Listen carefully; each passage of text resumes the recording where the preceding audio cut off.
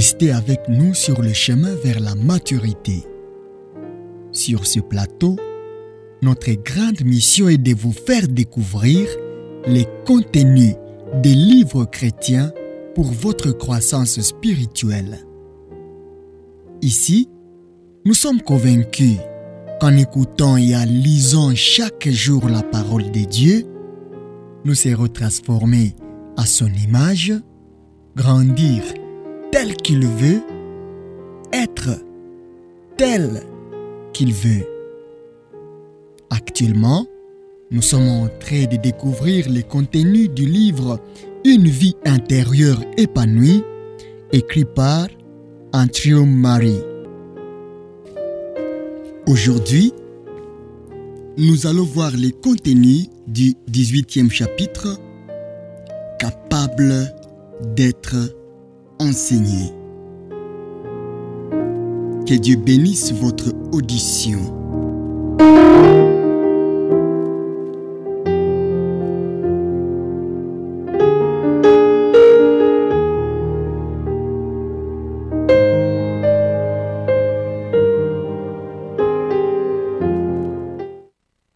Prenez mon joug sur vous et recevez mes instructions, car je suis doux et humble de cœur, et vous trouverez du repos pour vos âmes. Matthieu 11, verset 29. La première vertu d'un élève est la docilité et l'enthousiasme à être enseigné. Qu'est-ce que cela implique? Une conscience de sa propre ignorance, une volonté de renoncer à sa propre façon de penser ou d'agir pour envisager les choses du point de vue du professeur et une confiance tranquille que le maître sait et qu'il lui montrera aussi comment apprendre. L'esprit doux et humble écoute attentivement pour savoir quelle est la volonté de l'enseignant et se hâte de l'accomplir immédiatement. Avec un tel état d'esprit de l'élève, ce sera la faute de l'enseignant s'il n'apprend pas. Comment se fait-il qu'avec le Christ qui est notre maître, il y a tant de gens qui essuient tant d'échecs et croissent si peu en réelle croissance spirituelle? Nous écoutons, nous lisons beaucoup la Bible, nous professons notre foi, disant qu'elle est notre seule règle de vie. Pourquoi alors trouve-t-on en nous si peu de manifestations de son esprit et de sa puissance? Nous faisons preuve de tant d'application et d'honnêteté dans la chambre intime ou dans le cercle biblique.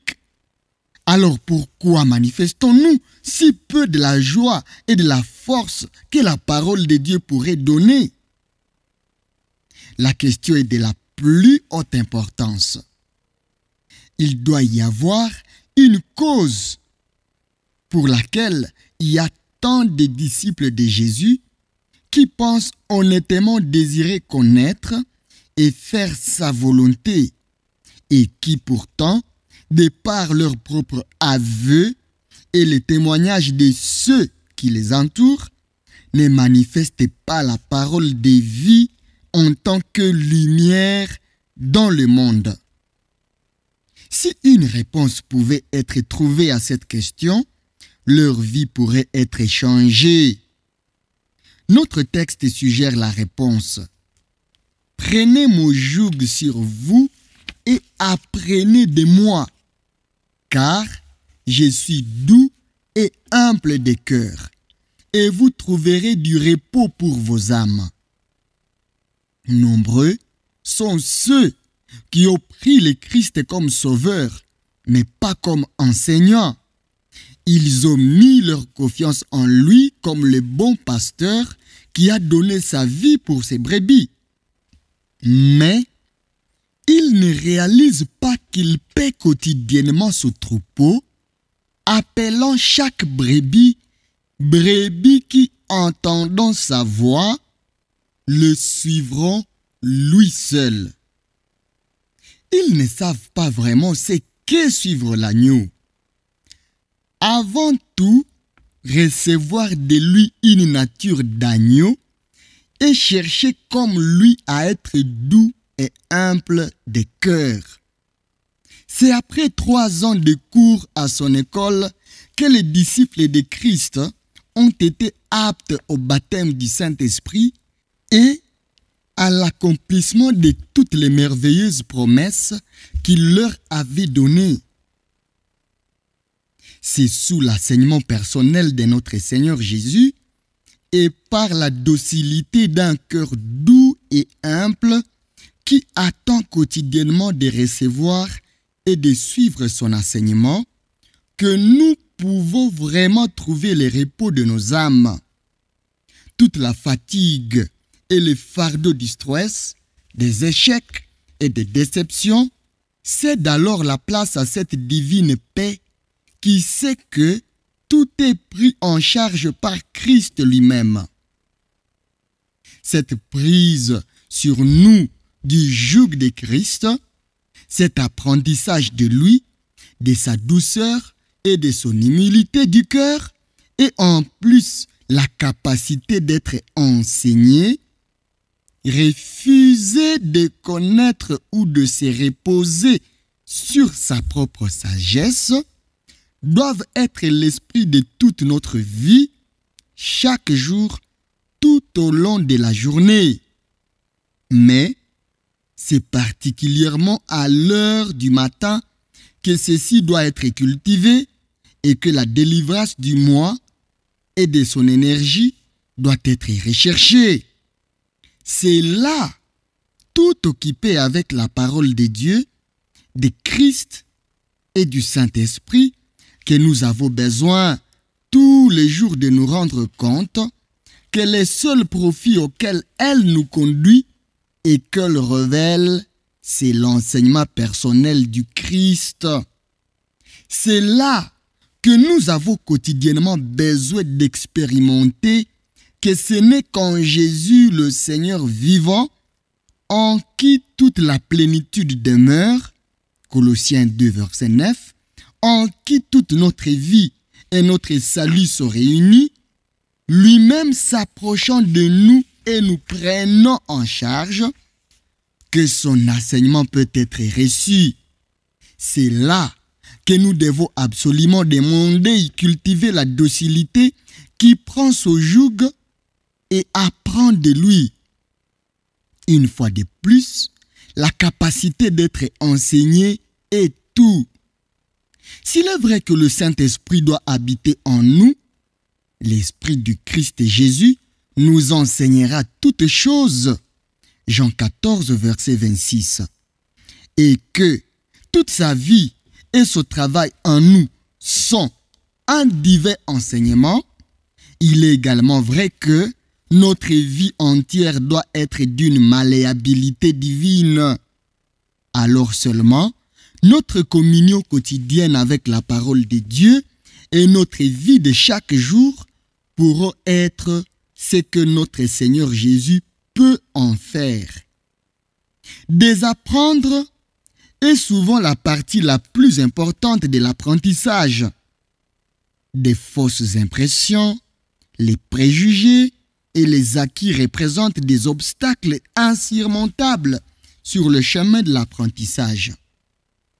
Jusqu'à ce qu'ils aient été retirés, le travail de l'enseignant est vain. Les connaissances qu'il communique restent en surface.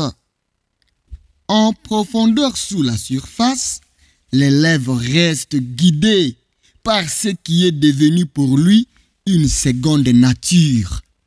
Le premier travail de l'enseignant est de découvrir ces obstacles, de les faire voir à l'élève et de les enlever. Il ne peut y avoir de véritable et fidèle apprentissage de Christ là où nous ne sommes pas prêts à désapprendre. Par l'hérédité, l'éducation, la tradition, nous avons nos réflexions sur la religion et la parole de Dieu.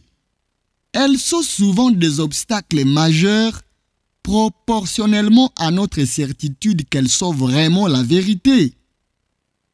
Apprendre de Christ impose la volonté de soumettre toute vérité intérieure à son inspection critique et à sa correction.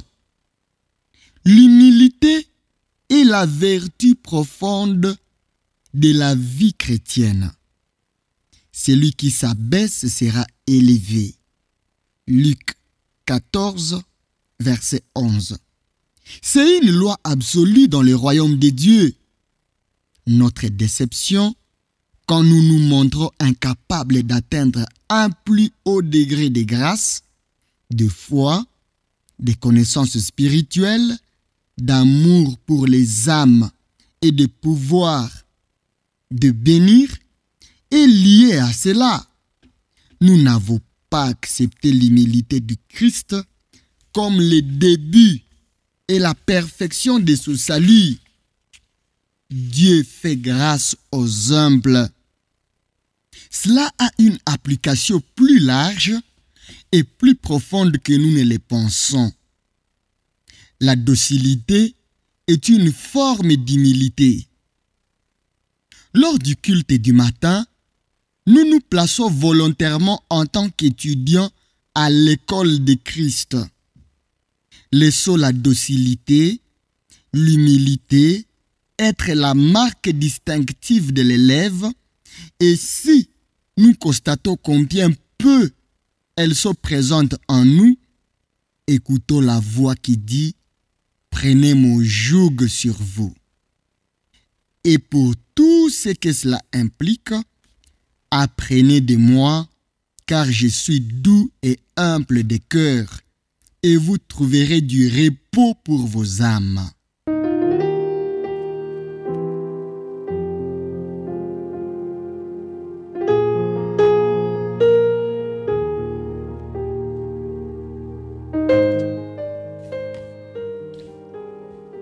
Merci d'avoir suivi cette capsule. Elle a été tirée du livre « Une vie intérieure épanouie » écrit par Andrew Murray. Vous êtes sur le chemin vers la maturité. Sur ce plateau, notre grande mission est de vous faire découvrir les contenus des livres chrétiens. Ici, nous sommes convaincus qu'en écoutant et en lisant chaque jour la parole de Dieu, nous serons transformés à son image, grandir tel qu'il veut, être tel qu'il veut. Nous vous suggérons de transformer en prière ce que le Saint-Esprit vous a donné comme part dans cette capsule. Merci aussi de prier pour nous et de nous soutenir selon la direction du Saint-Esprit. Grâce et shalom au Fils de Dieu.